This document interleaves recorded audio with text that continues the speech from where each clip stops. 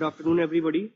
Today we have with us His Excellency Mr. Daniel Chuburu, the Ambassador of Argentina to India, and His Excellency Mr. Esteban del Sar with us.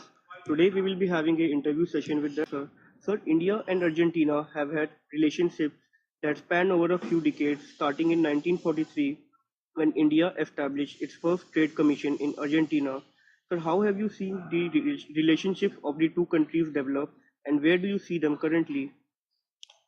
Well, thank you so much for your question. Let me start by thanking you very much for the invitation to visit IIT Kanpur. It's for me and for my colleague Esteban also a big honor to be here with you. And yes, you're right. The first trade commission was established in 43. The diplomatic relations between India and Argentina, India as a free country, were established in 49. So this year we are celebrating the 70th anniversary of our formal diplomatic relationships. But I believe that even though the formal relations started in 43, we have been having relations for many, many years. And we think that at this point in time, and after all these many years, we have not reached to the point in our relationships that we owe our people. And we think that there is a huge potential in the relationship that already has not been fulfilled. What we aim, and we have in the coming month the visit of our president. He will be coming on the 18th and 19th of February to visit Delhi and Mumbai. What we expect is that after that visit, we will be able to drop from what I told you, the potential in the relationship, to a real relationship. So what we aspire to do is just dropping the potential and make it, turn it into a very real and very strengthened relationship between the two countries.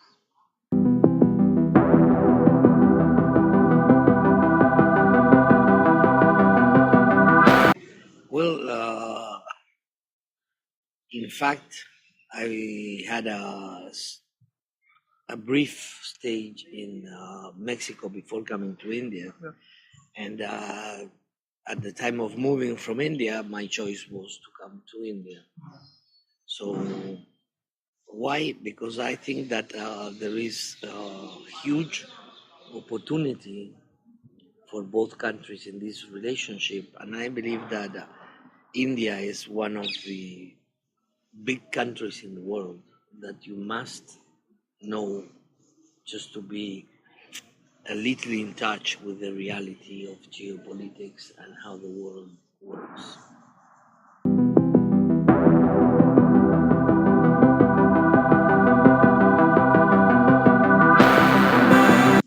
Well, as you have said, we have worked together for many years in very common platforms. We have worked together at the time, both of us were working in the non-alignment movement. We all worked together in the G77. We worked together in every single step in which we were acting as developing countries. In the question of the Security Council of the UN, we share the view there that there is a need to make a change. The actual way in which the council is working does not reflect the reality. It does reflect the reality of what was the world in 1945 by the time it was established, but it doesn't reflect the new reality. With India, we have a different view in terms of permanent membership to the Security Council. In this case, we share the view of the need of the reform, but we don't share the view on how to do it. And we are working on that because both of us believe that this has to be done under the most generalized consensus possible. So we are working in that regard in different formulas, but as Argentina, we are not favoring any expansion of the permanent members. There are some other, in our view, there are some other ways and mechanisms in which you can do the same, and that is enlarging the non-permanent members and giving to them a different timings in the rotations. There are a lot of different formulas in which we can work together, but in the case of permanent memberships, we don't share the same view.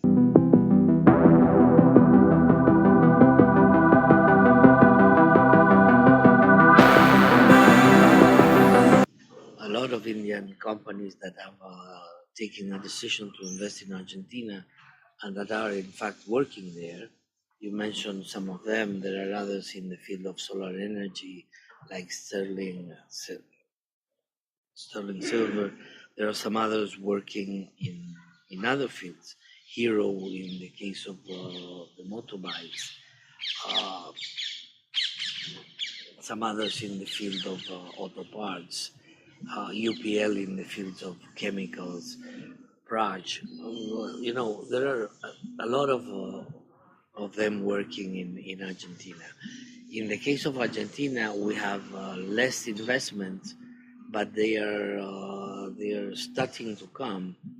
And in this regard, we have one big one, which is now in Maharashtra, that it's teaching. We have Rizobacter, that it's a biotechnological company. We have another one in Pune, that it's Globant, that it's IT company, and we have few others working.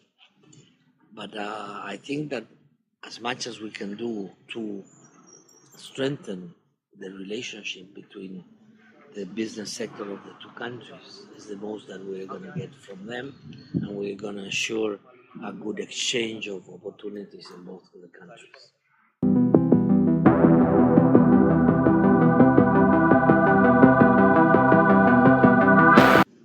Well, let me tell you, and I don't want to preempt what I'm going to be saying afterwards, but for the visit of the president and with the aim of strengthening relationship with India, we see three main pillars. And one of those pillars is exactly the one that you're saying, which is food security. And in this regard, we are working very closely with India. We want to be seen as a partner in India in this achievement of the goal that the government of India has, that it's attaining food security. And in this regard, there is a lot of things in the field of cooperation that we feel that we have the possibilities of working together, particularly in some technologies in which we feel that there might be a need to adapt those technologies to the Indian needs, in the question of post-crop management, in which, the management of crops in India last year made you lose like 30% of the crops. So there is a lot of things in that area that can be done together. And there is also, in terms of productivity, a lot of areas in which we can work together to increase the productivity so as to get closer to the aim that India has of food security. And in the food security also, and this is good that you understand, food security is not producing everything you need. It's just to have a good balance in that, because there are things that you will not produce because conditions are not there and that you will have to import. But at the same time, you have in others such a good condition in the country that you will be exporting, which in fact you do today. But In that regard, you're the first exporters of meat in the world. So it's something that also goes in favor of that food security, because it's part of the agricultural sector that provides the resources for the things that you don't have and you need to bring from abroad. So that balance is the one that we think that will benefit India, and that will put India in the situation of securing food security for all.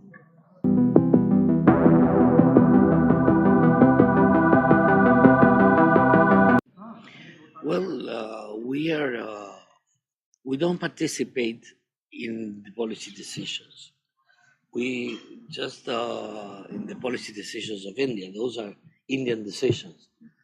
What we want to do is just to work close with the government, not only of India but also at the state levels, so as to cooperate in the ways that we can and try to create that sense of partnership that we think that it's needed to be developed in our relationship.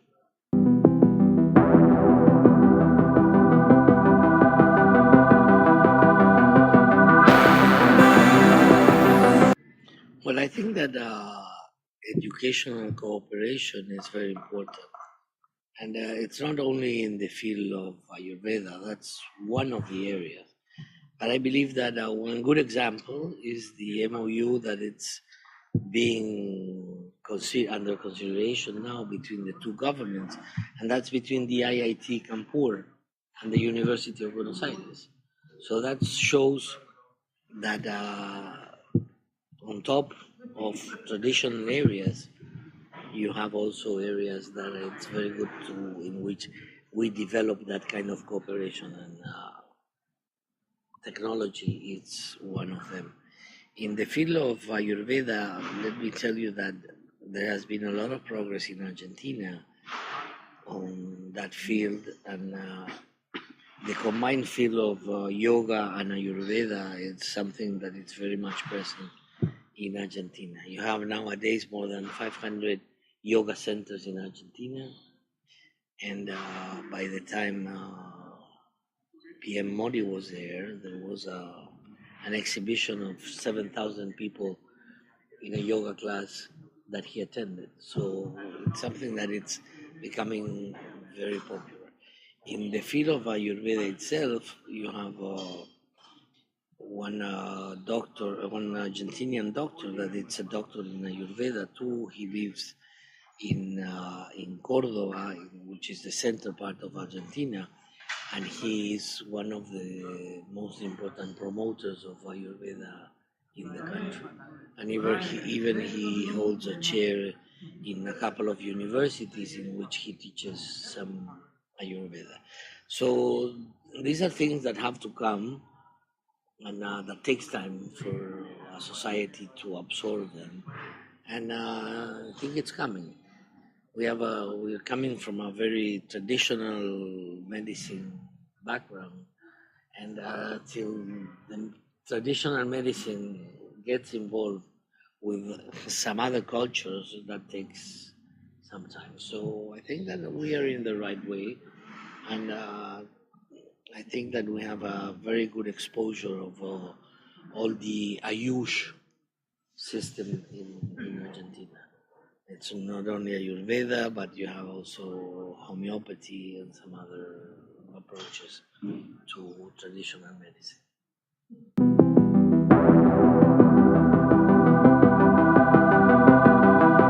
Agriculture is one of the pillars of his presence in India in February. What we expect is that we be considered a partner in the process of development of India, particularly in the field of agriculture. We are organizing also a seminar on agricultural cooperation that will take place on the 15th of February, just 2 days before the president is here, in which a lot of, like 5 or 6 technical people from the area of agriculture of Argentina are coming to India, and we'll be having bilateral seminar on all those techniques and all the areas of expertise in the field of agriculture, livestock, and fisheries and associates on that and associated areas. So in that regard, that's one of the things. There is a full-fledged program of technical cooperation in the area of agriculture that is going to be signed also in the presence of the presidents. And there are some other advances that we are considering in between the two countries, even the establishment of a cooperation center of Argentina in Delhi on regular basis. So that's another area. And there are some in the areas of IT. There is the establishment of a center of excellence on IT in Argentina that is being done by the government of India in working together with the institutions in Argentina so as we can form people to be working in ITs even in India or in Argentina. So we're trying to do it together in Argentina. There are, as I told you, these memorandum of understanding between IIT Kanpur and the University of Buenos Aires, and there are some other programs of exchange of scientific people, of scientific programs. So there is a lot going on this regard.